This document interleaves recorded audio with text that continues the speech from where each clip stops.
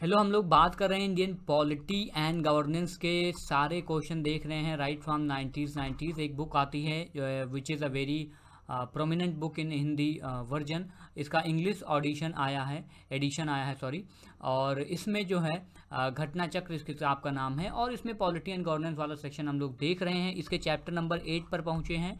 और polity and governance में chapter जो अभी एक्चुअली इसमें 39 चैप्टर्स हैं, और चैप्टर वाइज जो है डिस्ट्रीब्यूशन है, जो वेरियस एग्जामिनेशन में क्वेश्चन पूछे गए हैं, तो हम लोग उसी तरह से देख रहे हैं। अभी हम लोग फंडामेंटल राइट से पर लगभग 135 क्वेश्चन हैं जो वेरियस एग्जामिनेशन में पूछे गए हैं, सर्विस कमीशन या पब्लिक सर्विस कमीशन एग्जामिनेशन में।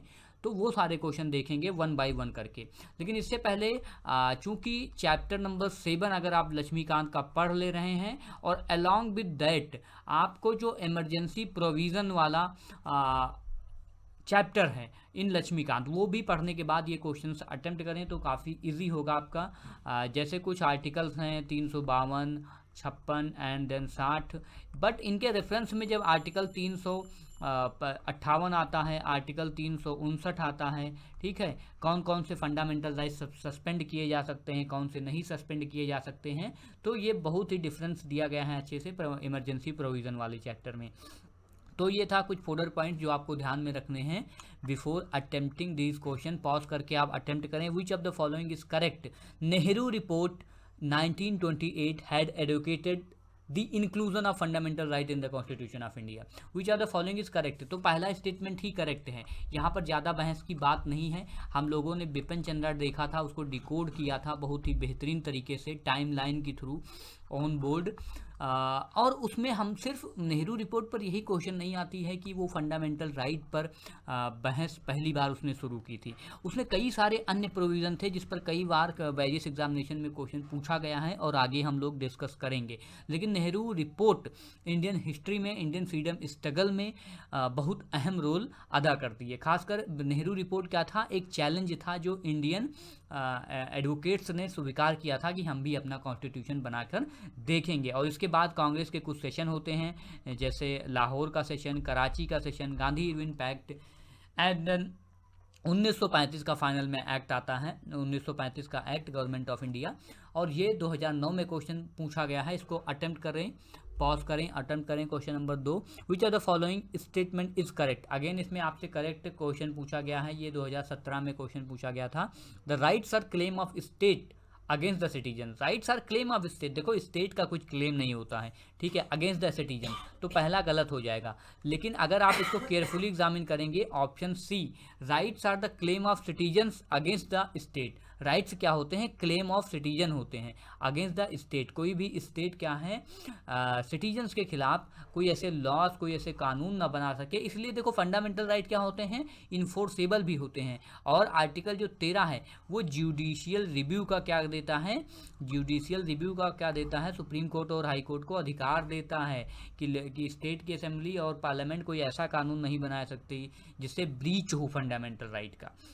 अगेन अब जो जुडिशियल रिव्यू है वो क्या है? वो बेसिक स्ट्रक्चर है। इन केशवानंदा भारती केस आपको याद आ गया होगा, 1973, 13 बेंच की सबसे लार्जर बेंच। काफ़ी इंटरेस्टिंग लगता है जब ऐसे कनेक्टिंग दी डॉट्स होता है। नेक्स्ट क्वेश्चन है, which of the following is given the power to enforce the FR यानी fundamental rights in the constitution? तो किसको पावर दिया गया है?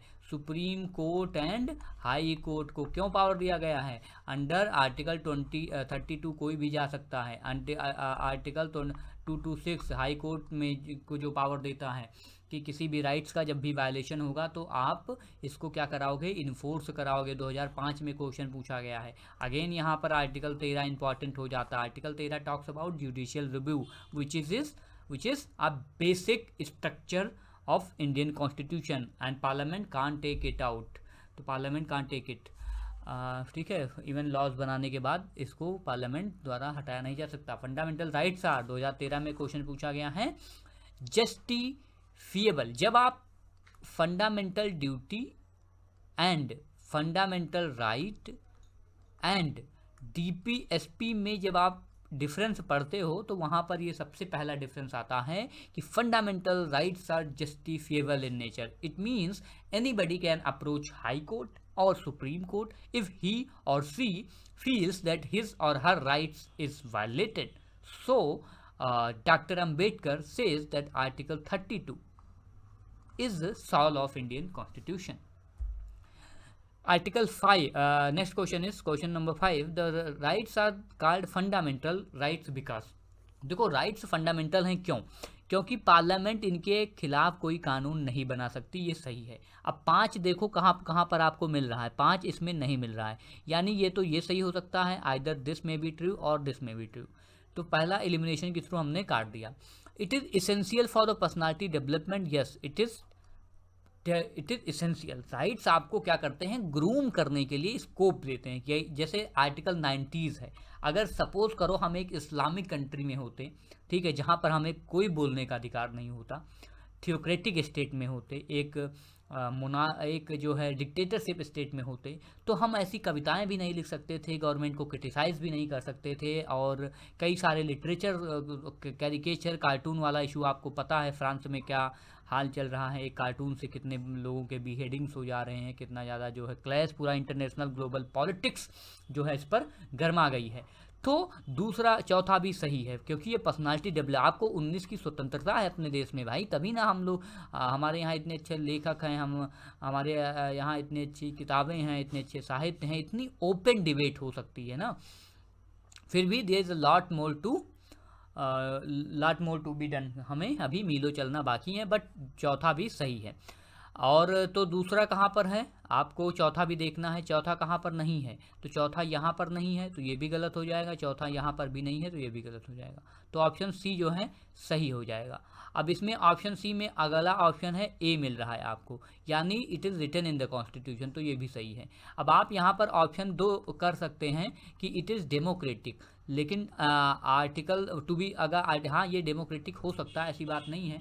इट इज़ पब्लिक वेलफेयर, ऐसा पब्लिक वेलफेयर वाला कॉन्सेप्ट डीपीएसपी का है, तो डीपीएसपी के बारे में होता तो भी, लेकिन दूसरे से आप थोड़ा कंफ्यूजन में हो सकते हो, लेकिन दूसरे के साथ फिर कोई और मैच नहीं कर रहा है, क्योंकि यहाँ दूसरा है लेकिन यहाँ पांचवा और चौथा नहीं है, यहाँ दूसरा है लेकिन जो है चौथा नहीं है, तो इसलिए जो भी to be more precise C option सही हो जाएगा। PCS 2017 का क्वेश्चन है। द फंडामेंटल राइट्स, पॉज करके अटेम्प्ट करें, can not be suspended. Fundamental rights can not be suspended, नहीं ऐसा नहीं है, इनको सस्पेंड किया जा सकता है, and the reason is article 358। आप पढ़ेंगे क्यों, क्योंकि जब 352 के तहत जब देश में नेशनल इमरजेंसी होती है तो फंडामेंटल राइट्स को क्या किया जाता है, सस्पेंड किया जा सकता है। और एक आर्टिकल और है, आगे पढ़ें आप, 359, उसमें ये कहा गया है कि प्रेसिडेंशियल ऑर्डर के थ्रू कुछ और राइट्स हैं जिनको प्रेसिडेंट ऑर्डर निकालने दें तब वो सस्पेंड होगा। तो आर्टिकल 358 और 359 में भी बहुत बड़ा डिफरेंस है, ये आपको जानने की ज़रूरत है। Can be suspended by order of prime minister, तो दूसरा सही हो जाएगा। Can be suspended by the bill of president, can be suspended during emergency.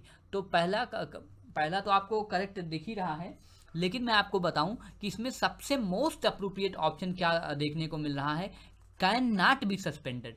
तो आपको क्या ऐसा नहीं, पहला तो गलत हो जाएगा, because fundamental rights can be suspended और द रीज़न इज इमरजेंसी, तो इसका ऑप्शन जो है डी देखने को मिल जाएगा, क्योंकि हमने उसको पहले ही देख लिया है, आर्टिकल 352 एंड 358। अगला क्वेश्चन देखते हैं, the president of India has power to suspend. ये बहुत ही इंपॉर्टेंट क्वेश्चन है। इस क्वेश्चन को देखने के लिए आपको 2-3 चीज़ें बहुत ही अच्छे से पढ़ना पड़ेगा। मैंने आपको पहले ही बता दिया है कि देखो लक्ष्मीकांत में दिया है आर्टिकल 358 एंड आर्टिकल 359 में डिफरेंस क्या है। आर्टिकल 358 ये कहता है कि जैसे 352 होगा, यानी कि इमरजेंसी लगेगी, लेकिन वो इमरजेंसी किस पर होनी चाहिए, वार पर या वार के ग्राउंड पर होनी चाहिए। आपको ये ध्यान में रखना है, वार और एक्सटर्नल एग्रेशन, ठीक है, इसी के बेसिस पर होना चाहिए। लेकिन आर्म्ड रिबेलियन होगा ना, तब ये सस्पेंड नहीं होगा। अब इसमें बात करता है कि 19 जो है आर्टिकल वो सस्पेंड हो जाएगा, ऑटोमेटिकली सस्पेंड हो जाएगा। तो 19 तो फंडामेंटल राइट है। अच्छा, अब ये क्या बात करता है, ये प्रेसिडेंट साहब को पावर देता है कि प्रेसिडेंट साहब जो हैं कुछ आर्टिकल खुद से वो जो है प्रोक्लेम कर सकते हैं, फंडामेंटल राइट के अलावा भी जो वो चाहें तो सस्पेंड कर सकते हैं। लेकिन अगेन इसमें क्या है, आर्टिकल 20 और आर्टिकल 21 को सस्पेंड नहीं किया जा सकता है। हालांकि आप ये ध्यान में रखेंगे कि जो 21 का एक है, ठीक है, 21 का ए, ठीक है, अब 21 का ए क्या है, बहुत ही इंपॉर्टेंट जो है अमेंडमेंट है, आई होप ये आपको याद होगा। ये 20 और 21 में शामिल नहीं है, क्योंकि आर्टिकल 21 ए बाद में ऐड किया गया है अमेंडमेंट में। तो 20 क्या है, ये जो है आपको या किसी भी व्यक्ति को प्रोटेक्शन देता है फ्रॉम अरेस्ट से, और 21 क्या है, लाइफ टू लाइफ, किसी की जान नहीं ली जा सकती। तो इसलिए जो है अगर आप इसको देखेंगे तो इसमें president of India has power to suspend, article 21 को सस्पेंड कर सकते हैं और फंडामेंटल राइट्स को भी सस्पेंड कर सकते हैं। यानी कि आपको इसमें ऑप्शन देखने को मिल सकता है ए एंड सी, आपको दो ऑप्शन इसमें देखने को मिलेंगे। लेकिन क्या ये सही आपको नज़र आ रहा है? इसमें काफ़ी ट्रिकी क्वेश्चन है, इसको पॉज करके अटेम्प्ट करें। जो घटना चक्र की किताब है उसमें नीचे स्टार लगा दिया गया है। इसका सीधा सा मतलब ये होता है कि जो ये क्वेश्चन था, ये क्वेश्चन काफ़ी विवादों में रहा होगा, या जो एग्ज़ाम देकर आए रहे होंगे लोग, उन्होंने काफ़ी डिस्कस किया होगा। क्योंकि भाई अगर 21 की बात करें तो ये भी तो फंडामेंटल राइट्स ही है ना। अगर ये तो सही है, इसके लिए प्रेसिडेंट अलग से आदेश दे सकते हैं सस्पेंड करने के लिए, लेकिन फंडामेंटल राइट भी लिखा हुआ है। तो अब आपको मैं एक टास्क देता हूँ, आर्टिकल 358, आर्टिकल 359 में डिस्टिंक्शन पढ़ें और 352 के रेस्पेक्ट में पढ़ें, और फिर वो पढ़ें कि कौन कौन से फंडामेंटल राइट्स जो हैं सस्पेंड किए जा सकते हैं इमरजेंसी के समय और कौन से नहीं किए जा सकते हैं। लेकिन आपको ये याद रखना है कि 20 और 21 को किसी भी केस में छेड़खानी नहीं किया जा सकता। किसी को अरेस्ट करके वहाँ से फ्रीडम मिली हुई है, एंड देन किसी की लाइफ और लिबर्टी को जो है राइट टू लाइफ, ये भी नहीं लिया जा सकता। तो ये 20 और 21 तो किसी भी कीमत पर नहीं लगेगा। बाकी ये क्वेश्चन आपको खुद ही पॉज करके अटेम्प्ट करना चाहिए। अगला क्वेश्चन चलते हैं। Under which article the constitution of India fundamental rights have been provided to the citizenship.